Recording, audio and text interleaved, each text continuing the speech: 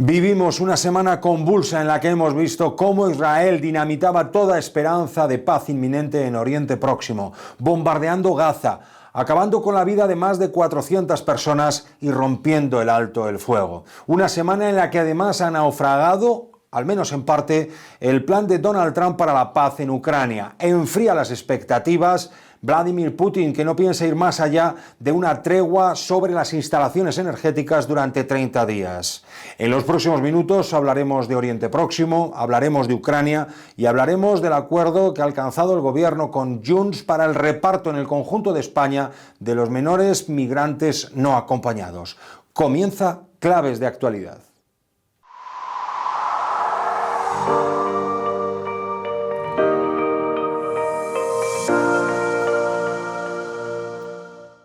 Hola, ¿qué tal? Muy buenas. El Gobierno ha aprobado esta semana con el apoyo de Junts el decreto ley que establece el reparto de menores migrantes no acompañados que Canarias y Ceuta esperan como agua de mayo. En el set me acompañan dos periodistas de información política del Periódico de España, Paloma Esteban, Iván Gil. ¿Qué tal? ¿Cómo estáis? Muy buenos días. ¿Qué tal? ¿Cómo estamos?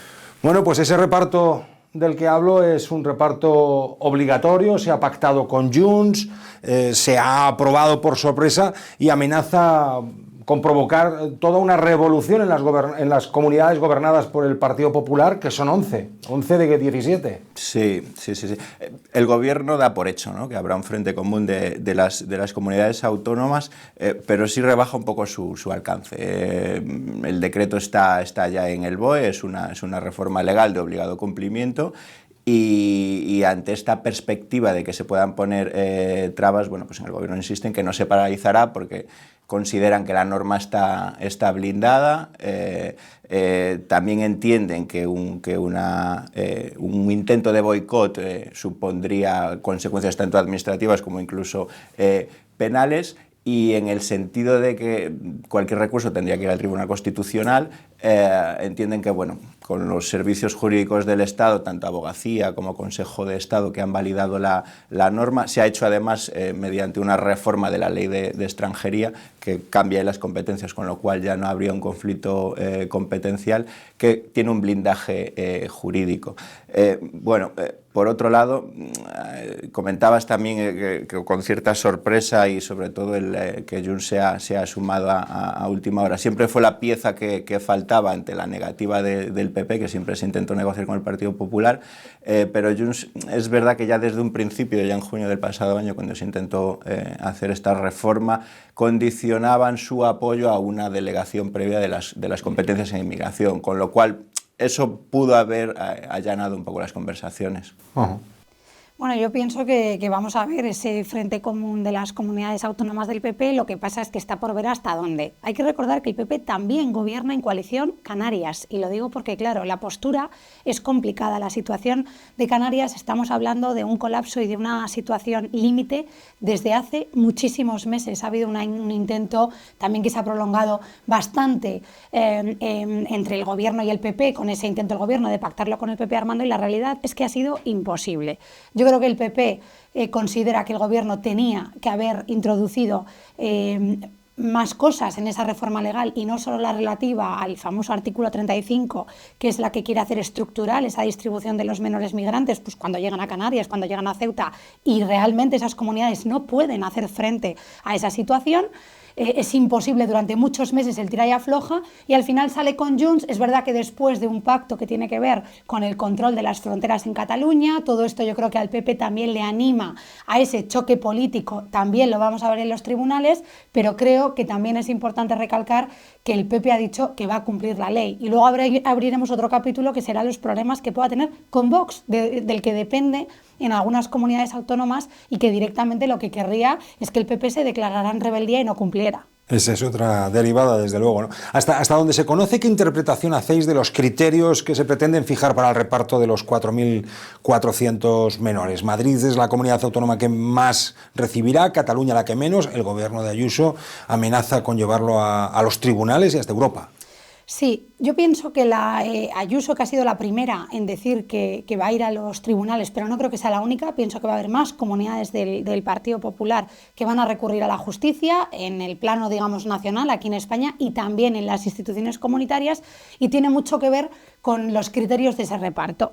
Porque es verdad que la sensación que tienen dentro del PP es que esos criterios, que se habla de población, que se habla de Producto Interior Bruto, que se habla de la tasa de paro, que se habla de las plazas ya creadas anteriormente y las comunidades autónomas que han ido haciendo esfuerzos para ayudar y para aportar, digamos, de forma voluntaria y solidaria a la situación de los menores, el PP tiene la sensación de que los criterios están escritos, pero que luego realmente se ha ido modificando el peso que se le da a un criterio y a otro, digamos, para que al final el resultado fuera beneficiar o perjudicar con las cifras que pretendían a las comunidades autónomas. ¿Por qué digo esto? ¿Qué sentó especialmente mal en el PP? Que antes prácticamente de que el gobierno diera cuenta del acuerdo, Junts se hiciera eco de los repartos, se hiciera incluso una comparativa, a mi juicio, poco edificante, que no sé muy bien a qué aporta, que era para decir que a Cataluña al final tendría que asumir y hacerse cargo de un número de esos menores migrantes que necesitan, insisto, que es una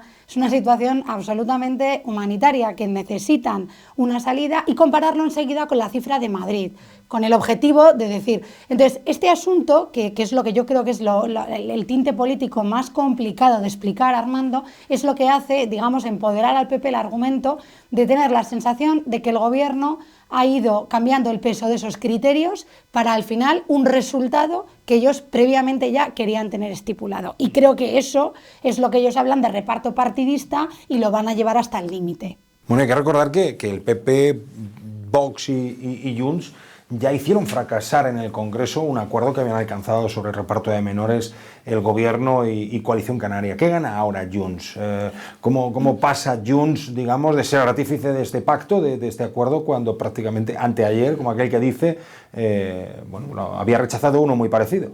Sí, yo creo que lo ha explicado perfectamente Paloma. Es quizás más el cómo se vende, cómo se escenifica, ¿no? Lo que en la jerga política se dice el relato, ¿no? Se le ha dado la oportunidad a Junts tras este acuerdo, bueno, pues de exhibir lo que ellos consideran que han conseguido, ¿no? Y ellos que exhiben, pues bueno, pues exhiben que recibirán muy pocos migrantes, ¿no? Y por eso el agravio comparativo que azuzan con Madrid, que yo creo que se retroalimenta además, ¿no? Que quizá con Ayuso y Puigdemont, con lo cual las dos posiciones yo creo que les vienen bien a ambos. ¿Por qué Junts? Bueno, pues tiene una guerra en el espacio independentista con una formación emergente como es Alianza Catalana, una formación independentista de un cariz marcadamente xenófobo, y en esa guerra con el telón de fondo del fenómeno migratorio, Junts necesita visualizar que arranca este acuerdo con muy pocos menores migrantes para Cataluña. ¿Qué pasa? Que si nos vamos a las cifras reales, realmente el número de menores migrantes que recibirían con un reparto voluntario decidido en la conferencia sectorial, que por cierto los criterios son los mismos, sí que es verdad que cambia el porcentaje de esos criterios a la hora de ponderarlo, pero son unos criterios que se pactaron en la conferencia sectorial con la única excepción de Esquerra en aquel momento, que gobernaba Aragonés en el 22. El número realmente es prácticamente el mismo que recibirían con ese reparto voluntario, con lo cual es más cómo se significa, cómo se cuenta, que el fondo en sí, porque hay que recordar que Cataluña ahora mismo tiene como 1 de cada 4, casi 1 de cada 5 menores migrantes tutelados en su comunidad autónoma. Lo que está claro es que hay que dar solución a esa saturación que viven los centros de acogida en Canarias y en Ceuta. Conectamos con Canarias, con Las Palmas de Gran Canarias. Allí nos escucha nuestra compañera Isabel Durán, periodista de política del diario La Provincia. ¿Qué tal? ¿Cómo estás, Isabel? Gracias por acompañarnos. Muy bien, gracias. Quería preguntarte en primer lugar, ¿cómo ha recibido el gobierno de Canarias ese acuerdo entre el gobierno y Junts para iniciar la reubicación de menores migrantes no acompañados?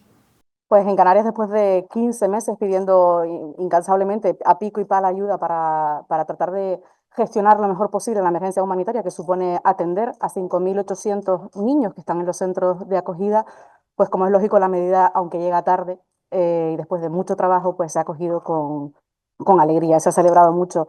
Sin embargo, como comentaban, esa ofensiva judicial ha enturbiado la alegría inicial, aunque Canarias ha advertido que no va a bajar los brazos, que va a plantar cara y que no se va a chantar, que va a seguir para adelante porque es consciente el gobierno de Canarias de que esto es un paso más en esta batalla y empieza un nuevo camino y una nueva etapa. La sensación que hay en Canarias es que digamos que no se entiende realmente el problema, que en las islas desde el gobierno de Canarias se gastan unos 200 millones al año en la atención de estos niños, sin contar con gastos de educación, sin contar con gastos de sanidad, y que está asumiendo el gobierno de Canarias en solitario. Los flujos migratorios son muy volátiles y ahora el problema se centra en Canarias, pero porque somos frontera sur, pero mañana la pelota puede estar en el tejado de Andalucía, puede estar en el tejado de Murcia, de Valencia, incluso de Baleares, con lo cual el problema tiene que tener una visión global y una solución global que no puede depender solo de Canarias. Y más allá de lo político, Isabel, en lo social, en lo humano, ¿cuál es la situación real, la realidad que se vive en los centros de acogida en el archipiélago? Pues en Canarias hay 86 centros de acogida abiertos ahora mismo y 50 de ellos se han abierto en el último año. Es decir, el esfuerzo que ha hecho el archipiélago es brutal. En un año abrir 50 centros es una barbaridad, no hay antecedentes de esto. De esos 86 centros, hay 25 en los que viven más de 100 niños y hay uno de ellos en los que hay 330 menores viviendo juntos, cuando la ley recomienda que no se superen la cifra de 20 niños por centro para poder ofrecerles una atención pues personalizada y sobre todo para garantizar los derechos de la infancia. Las entidades sociales han advertido millones de veces que su situación es límite, que no hay espacios en los que acoger a los niños, que han tenido que montar literas en pasillos, incluso tirar colchones en el suelo de una cocina para que ningún niño duerma en la calle. Y no solo eso, sino que además hay niños especialmente vulnerables, hay 37 centros que se han abierto especializados para atender a niños menores de 12 años que requieren pues una atención muy específica y muy personalizada. Son niños que han salido con edades muy cortas, de 3, 4, 5 años de su casa, que incluso han visto cómo han muerto sus padres en la travesía y han visto arrojar sus cadáveres por la borda y ellos ahora mismo están en un centro en el que requieren pues una atención más personalizada y más humanitaria. Terrible. Gracias, Isabel. Es hora de arrimar el hombro, ¿no? Confiemos en que se ponga solución a esa situación límite que se vive en Canarias con los migrantes menores no acompañados. Muchas gracias. Hasta otra. Gracias. Muy brevemente, Iván, Paloma, un titular. ¿Cómo puede ser que siendo una cuestión de Estado, esta la de la inmigración, percibamos los ciudadanos pues esa tan limitadita voluntad de los principales partidos por ponerse de acuerdo, por entenderse? Es que parece incomprensible, ¿no, Armando? Yo creo que es muy importante escuchar esos testimonios como la de la compañera Isabel desde Canarias, porque claro, realmente pensar que es imposible que en un país como España pueda haber un acuerdo efectivamente para que haya una distribución solidaria, humanitaria, de 5.800 chavales que están en las peores condiciones en Canarias porque no tienen más recursos suficientes, pues yo creo que es un elemento más para esa desafección política y esa sensación de que ni siquiera en lo importante, en lo que llamamos normalmente asuntos de Estado, hay esperanza en esta legislatura. Yo soy muy pesimista en este sentido. Un titular. Sí, es increíble perder la perspectiva humanitaria, ¿no? 4.400 menores, un país de cerca de 50 millones de habitantes, ¿no? ¿Qué problema genera eso? Pero bueno, las dinámicas políticas son las que son y estamos en una legislatura en la que el Partido Popular hace oposición desde las comunidades autónomas al Gobierno central y una legislatura que ya venimos encadenando también con la anterior de política de bloques, en las que los extremos condicionan quizá un poco a los grandes partidos, Vox por un lado al Partido Popular y el resto de socios un poco más de largo progresista al Partido Socialista. Política de bloques en la que yo creo que ninguno de los dos grandes partidos tiene mucha intención en llegar a acercamientos, precisamente porque generaría una disfunción en ese sistema instalado, ¿no? Y ese bloque de investidura que sostiene la legislatura se vería que no es tal en ese caso, con lo cual pues la legislatura no sería muy viable. Pues gracias a los dos por acompañarnos, por aportar claves con las que comprender mejor la actualidad. Hasta otra, que será muy pronto. Llamada telefónica durante casi una hora este miércoles entre Donald Trump y Volodymyr Zelensky. El presidente de Estados Unidos asegura, tras la conversación con su homólogo ucraniano, que la negociación para la paz va por buen camino. Declaraciones quizá un tanto optimistas tras conversar el día anterior con Vladimir Putin y rebajar las expectativas el mandatario ruso en torno a esa propuesta de alto el fuego de 30 días que promueve Washington. Mario Saavedra, responsable de Internacional y Política Exterior del Periódico de España. ¿Qué tal? ¿Cómo estás? ¿Qué tal? Quería preguntarte, Putin limita al final, de momento, digamos, esa tregua a las instalaciones, a las infraestructuras energéticas. ¿Podemos considerar que el mandatario ruso le ha dado de alguna manera plantón a Trump? Yo creo que se la ha colado un poco, ¿no? Porque Rusia estaba sufriendo muchísimos ataques a depósitos, a refinerías, estaba sufriendo bastante, había perdido como un 20% de su capacidad de refinamiento de petróleo. Así que lo que le ha ofrecido, es básicamente que dejen de atacarle donde más le está doliendo, pero en el terreno de batalla, en el campo de batalla, ahí va a poder seguir atacando. Yo visualizo las negociaciones que se están ya dibujando como un coche en el que el volante lo lleva Trump, al lado va Putin con un mapa diciéndole a dónde tiene que ir, y luego detrás, donde suelen ir los niños pequeños, pues va Zelensky, que ha aceptado un poco la dominación de Trump, ha dicho que es un líder con el que se puede buscar la paz en un año, por cierto, ha dicho, y en el otro lado está la Unión Europea, que de momento está silente. ¿Y fue un error que Estados Unidos retirara la ayuda de inteligencia a Ucrania? ¿Pudo esto envalentonar al Kremlin? ¿Puede haberlo interpretado Putin como una prueba de debilidad? A eso me apuntaban varios analistas ucranianos en el tema que llevamos hoy en el Periódico de España. Claramente, y yo creo que hay pruebas sobre el terreno de ello, han recuperado Kursk de repente en unas pocas semanas, un territorio que llevaba a Ucrania, parte del territorio ruso invadido por Ucrania el pasado mes de agosto, lo han recuperado de forma express, así que yo creo que sí, ha sido un fallo tanto sobre el terreno como un fallo, digamos, diplomático. Hay que ver ahora cómo gestiona todo esto Zelensky. Ayer en la llamada que tuvo con Trump, pues parece que ha reconducido y que ha dicho, bueno, pues el que manda es Trump, vamos a seguir sus propuestas, pero poniendo nuestras líneas rojas, que son, como sabes, que no le desmilitaricen en este alto fuego. Pues sumamos a esta conversación a Juanjo Fernández, redactor jefe del Periódico en Madrid. ¿Qué tal? ¿Cómo estás? Hola, ¿qué tal? Gracias por acompañarnos. Putin exige a Estados Unidos que detenga la ayuda militar, que detenga también la ayuda de inteligencia. ¿Qué opciones de triunfar le concedes a ese alto el fuego que promueve Washington? La exigencia de Putin viene a ser más o menos traducido al castellano llano a que Ucrania levante las manos y tire las armas al suelo. Es militarmente inviable, pero sí que hay factores que juegan a favor de la posibilidad de un alto el fuego. El principal de ellos es la extenuación de los bandos. Y no solamente el cansancio de la opinión pública del país agredido o la situación económica de la que en algún momento se sabrán detalles más certeros en el interior de Rusia. También juega a favor del alto el fuego la necesidad que ambos bandos tienen de enfocar el verano ante la posibilidad de romperlo. Esto es una regla que los militares suelen describir, que suelen jugar siempre cuando las guerras, especialmente las de desgaste, llegan a atorarse como la que está atorada como está atorada en este momento. ¿Y qué juega en contra? Pues juega en contra la catastrófica forma de negociar de Donald Trump, que antes de sentarse en la mesa le ha concedido Kursk y una buena parte de concesiones militares de debilidad de Ucrania, que por cierto en algún momento habría que enfocarlo también por cuántas vidas ha podido costar esta cesión, y Vladimir Putin conoce del desconcierto en este momento de la Secretaría de Estado norteamericana, también en el ámbito de los asesores militares norteamericanos en esta nueva etapa del poder en Washington, y por lo tanto va a mantener una posición muy dura en las negociaciones para un alto fuego. Hoy hay dos reuniones muy importantes, una de jefes de Estado y de Gobierno de la Unión Europea para abordar la cuestión de elevar el gasto en defensa, y otra de altos mandos militares en Londres para avanzar en la posibilidad de desplegar tropas en Ucrania, ¿no? Lo que sí parece que está claro es que Europa mueve ficha y que Europa quiere estar preparada cuanto antes por si tiene que pasar de la palabra, de la teoría a la acción. No es muy sencillo, la verdad.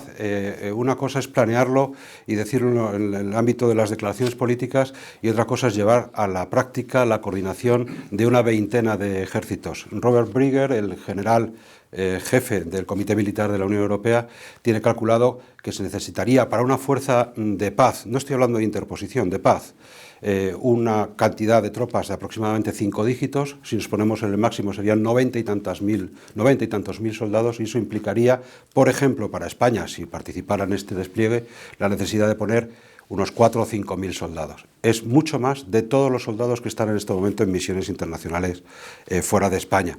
El esfuerzo sería muy considerable. Y además, desplegar esa cantidad de soldados sin defensa antiaérea, sin apoyo de artillería y sin blindados que pudieran molestar a Rusia, se acerca mucho a un modelo de los cascos azules en el Líbano, bastante indefenso. Yo pienso que, como dice el compañero, ha llegado el momento de pasar de los grandes discursos churchillianos, como hemos escuchado estos días, bastante bélicos y bastante militaristas, a los números y a la hoja de Excel, ¿no?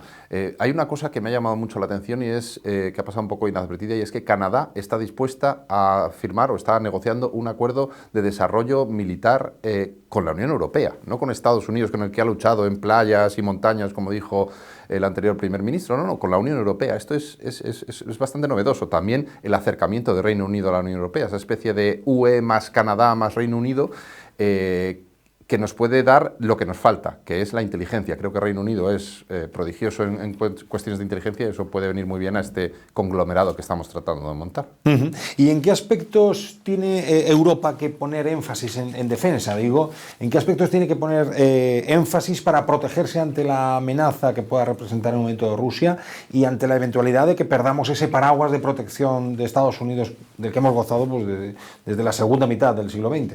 Pues la Comisión Europea lo ha puesto negro sobre blanco en el libro blanco de la defensa europea, recogiendo al fin y al cabo las aspiraciones de los militares, que son bastante comunes en todo el continente, a pesar de la disparidad de los ejércitos.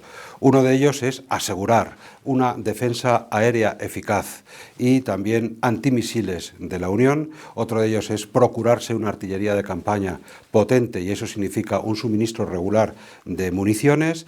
Otra de las necesidades tiene que ver con la guerra de los drones, y los ejércitos, especialmente el ejército en España. Por ejemplo, ayer mismo a las empresas de la defensa les advierte de la proximidad, de la llegada a la guerra de los enjambres de drones, en que cada máquina va a saber su misión y va a ser difícil contrarrestar esa amenaza. Se necesita también los sistemas de mando y control, que aporta mucho la tecnología norteamericana, una viabilidad de la guerra aérea de los cazas europeos. En fin, hay muchas necesidades, y algunas incluso pasan por cosas que parecen distópicas, como la guerra cuántica y la introducción de la inteligencia artificial dentro de la defensa. Pero ya es una necesidad. No estoy hablando de dentro de unos años. En 2025 ya es una necesidad de los ejércitos europeos. El Real Unión Europa va a abrir oportunidades, sin duda, de negocio para las empresas españolas de defensa. ¿Qué impacto crees que puede tener en el sector? ¿Va esto a acelerar, digamos, determinados procesos de concentración, de compras, alianzas? Hay un general español, un experto en logística, que tiene dicho que nadie que en este momento lleva puesto un uniforme en España había visto una etapa igual de disposición presupuestaria. Esto es una oportunidad para los ejércitos y para la industria de la defensa. Hay un riesgo en la recepción acrítica de ese mensaje de constituir grandes alianzas. Ese riesgo es que pueden arrasar la libre competencia, que es sana para el desarrollo de las tecnologías, y eso habrá que hacerlo con cierto equilibrio. Y luego hay a pesar de las grandes oportunidades que van a suponer la posibilidad de gastar en defensa, para la industria de la defensa, hay también cosas que vigilar, como el hecho de que esto va a implicar probablemente un cambio en nuestra legislación de la contratación del Estado, para que los ritmos de esta contratación se adecúen a las necesidades de los ejércitos. Y luego, los empresarios de la defensa siempre necesitan previsibilidad presupuestaria. Pues precisamente de eso no vamos muy bien dotados últimamente en España, pero entendemos que que, en fin, hay otras formas de sortear el problema para que el gasto se pueda, de alguna manera, asegurar y los empresarios arriesguen en sus cadenas de producción. Una última cuestión. Tú sostienes, Mario, porque te lo he escuchado y además te lo he leído, que Europa entra en una era militarista, en un mundo con menos ventanas de diálogo y con más conflictos. Estamos ante un cambio de paradigma. Totalmente, y no era lo que quería la Unión Europea, no era lo que promovía la Unión Europea, pero el mundo es así. Hablábamos con institutos de paz, varios de ellos, que nos describían la foto, el minuto y resultado de los conflictos. Estamos en el máximo de conflictos, unos 60, algunos son fronterizos, y con unos 90 países implicados. ¿Qué pasa? Que no hay mecanismos, al mismo tiempo no hay mecanismos de diálogo eficientes. El Consejo de Seguridad, no sé si habéis oído hablar de él, pero ni está ni se le espera, es totalmente inútil en estos momentos. La OMC, donde se disuelven las disputas comerciales, tampoco sirve para nada. Entonces no hay dónde negociar, hay más conflictos y no hay dónde negociar. Entonces, ¿qué es lo que puede ocurrir? Pues que los actores secundarios empiecen a aprovechar la coyuntura y atacarse unos a otros. Es decir, que vayamos hacia un mundo más bélico, no tanto a la confrontación de Rusia con Europa, para eso estamos intentando disuadir a Rusia, sino una confrontaciones entre estados secundarios, digamos. Pues vamos a ver cómo evoluciona, ¿no? Y cómo se van despejando algunas de estas incógnitas en el camino hacia ese nuevo orden internacional que parece que llega y que ojalá sea para avanzar, no para retroceder. Muchas gracias a los dos por vuestra aportación. Son imágenes del duro ataque lanzado por Israel el martes en Gaza. Intensos bombardeos que han acabado con la vida de más de 400 personas en la franja. Unos 600 heridos. Netanyahu revienta el alto el fuego y dispara la preocupación de la comunidad internacional. Mario, te voy a pedir que continúes con nosotros un ratito más, ahora para hablar de Oriente Próximo y de las malas, pésimas noticias que nos llegan de allí. Y si te parece, conectamos con Barcelona. Allí nos está escuchando ya nuestro compañero Ricardo Mir de Francia, periodista especializado en política internacional del periódico. ¿Qué tal, Ricardo? ¿Cómo estás? Muy bien, buenos días. Encantado de estar con vosotros. Gracias por acompañarnos. Quería preguntarte, ¿por qué rompe el alto el fuego Netanyahu? Bueno, Netanyahu prácticamente desde el principio de esta guerra ha priorizado siempre sus intereses personales, su supervivencia política sobre los intereses de Israel y sobre los intereses de la región. Y de nuevo lo estamos viendo. Y lo está haciendo además a costa de la muerte de centenares de palestinos, centenares de civiles, casi la mitad de los 400 muertos niños. Netanyahu estaba de nuevo en un momento bastante complicado. El 70% de los israelíes en las últimas encuestas quiere que dimite. Se enfrenta a 4 casos penales. Esta misma semana fue a declarar el lunes y consiguió no ir a declarar el martes porque decidió romper la tregua. Se ha abierto un nuevo caso que rodea a sus asesores, un caso potencialmente de corrupción, de contactos ilícitos con oficiales cataríes, que como sabéis Qatar es aliado de Hamas. Se han vuelto a reactivar las manifestaciones en Israel contra su liderazgo a raíz de su decisión de despedir al jefe de los servicios de seguridad internos, que le había criticado por los fallos del 7 de octubre. Y luego hay un elemento todavía más importante para mí, que es que este próximo 31 de octubre se acaba el plazo para que el gobierno israelí consiga aprobar los presupuestos de 2025. Esos presupuestos estaban en el aire y hay que tener en cuenta que de no conseguir aprobarlos se iría inmediatamente a elecciones anticipadas y por lo tanto se acabaría muy probablemente el mandato de Netanyahu. Al romper la tregua ha conseguido que el partido extremista de la ultraderechista Ben Gvir vuelva a la coalición, de modo que eso le garantiza otros 6 votos para apoyar los presupuestos y también la continuidad de otro ministro, el ministro de Finanzas, por lo que parece que Netanyahu tendría garantizados la aprobación de los presupuestos el 31 de marzo. Perdón.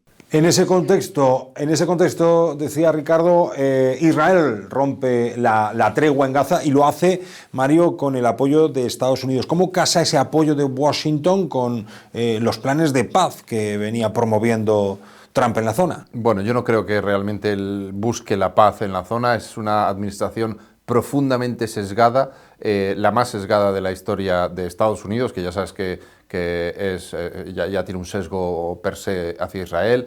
Todos los que han elegido son sionistas acérrimos. Él no busca la paz. Yo creo que lo que busca es apoyar los planes de lo que eufemísticamente llaman algunos ministros israelíes migración voluntaria de los palestinos. Probablemente no echarlos a todos, pero sí reducir, digamos, a la mitad los palestinos que aguantan ese infierno diario, y con eso tener un sistema de control más eficaz, de control de la sociedad más eficaz, para evitar que desde ahí se lancen ataques en un futuro. Es lo que se llama una limpieza étnica, Armando. Ricardo, desde luego Donald Trump deja muy claro de qué lado está, apoyo más cerrado que nunca a Netanyahu y presión máxima sobre Gaza para que Hamás entregue rehenes. Sí, yo no sé si esa es la estrategia, porque si nos fijamos en lo que ha pasado todos estos meses, los rehenes se han liberado cuando ha habido una negociación previa, cuando ha habido una vía diplomática a través del intercambio de prisioneros palestinos. De modo que esa es la tesis que mantiene Netanyahu, la presión máxima, pero la verdad es que en Gaza no queda nada por destruir tampoco. Es cierto que Hamás no ha desaparecido del mapa y no lo hará, porque mientras persista la ocupación israelí, la destrucción de Gaza, las campañas de limpieza étnica en Cisjordania, va a seguir habiendo gente dispuesta a coger las armas para tratar de defenderse en realidad. Y eso es una de las grandes tragedias de lo que estamos viendo en los últimos 16 meses. ¿Y qué valoración te merece, Mario, la posición española para la resolución del conflicto? ¿Por qué no actúa la Unión Europea? La posición española es sorprendentemente clara e independiente. Ha definido lo que llama política exterior coherente, que significa defender el mismo derecho internacional y derecho internacional humanitario en Ucrania y en Gaza. Eso no ha sido asumido por la Unión Europea, especialmente no lo ha hecho Ursula von der Leyen, que es la presidenta de la Comisión, que ha estado poniendo palos en las ruedas todo el tiempo.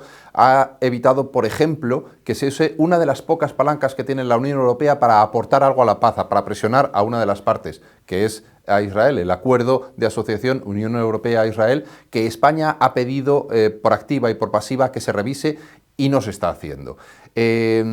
Otra de las cuestiones es Álvarez ha conseguido en el último consejo que se invite a Mahmoud Abbas, el presidente de la Autoridad Nacional Palestina, a Bruselas, y esa es la solución, intentar encontrar una autoridad política palestina que pueda también controlar Gaza, pero todo va muy lento en Europa, Armando. ¿Y qué impacto puede tener esta crisis, Mario, en términos de seguridad, ¿no? Vimos el fin de semana pasado cómo Estados Unidos lanzaba un ataque fuerte en Yemen contra los hutíes, milicia proiraní, apoyada. ¿Qué papel puede desempeñar Teherán también y si puede elevarse la tensión más con Teherán? La gran pregunta del elefante en la habitación es si Trump en el fondo quiere atacar Irán o no. Si dentro de los planes de Trump para el mundo está un ataque a Irán. Eso sería una progresión muy grave, una escalada muy grave. De momento lo que ha dicho es que todo misil que lancen los hutíes de Yemen, a quienes han atacado, ha sido el primer ataque de Estados Unidos fuera de sus fronteras, se va a considerar como un ataque de Irán. O sea que la retórica empieza a girar hacia ese belicismo. También es verdad que también han hablado de negociaciones del dossier nuclear de Irán, así que eso se va a ver en los próximos días, pero desde luego el riesgo sería enorme si hay un ataque directo a Irán.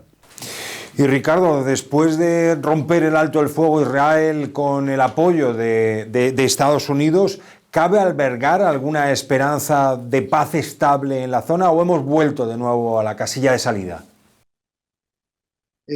Bueno, yo creo que hemos vuelto no solo a la casilla de salida, sino que estamos peor que el 7 de octubre. Es probable que en algún momento se reanuden los contactos diplomáticos. De hecho, ya ha habido algunos para tratar de frenar esta nueva ofensiva israelí, pero mirando más de cara a medio plazo, pues una de las cosas realmente duras de este conflicto es que, por un lado, en Israel no hay nadie en estos momentos que esté defendiendo la opción de poder reanudar las conversaciones de paz con la autoridad palestina, que es un gobierno extremadamente débil y sin legitimidad ni democrática ni apoyo popular interno. Y sin un interlocutor en Israel que esté dispuesto a negociar, pues no hay mucho que hacer. De hecho, el gobierno israelí está centrado en elementos, aparte de acabar con el desastre en Gaza, está centrado en anexionarse a partes de Cisjordania. Están hablando del área de Cisjordania que representa el 60% del territorio. Gracias, Ricardo, gracias, Mario, gracias a los dos por vuestro análisis. No hay tiempo para más, os seguimos leyendo y bueno, que paséis buen día. Igualmente, un placer. Pues aquí ponemos el broche a claves de actualidad, agradecemos su atención y les deseamos que sean felices.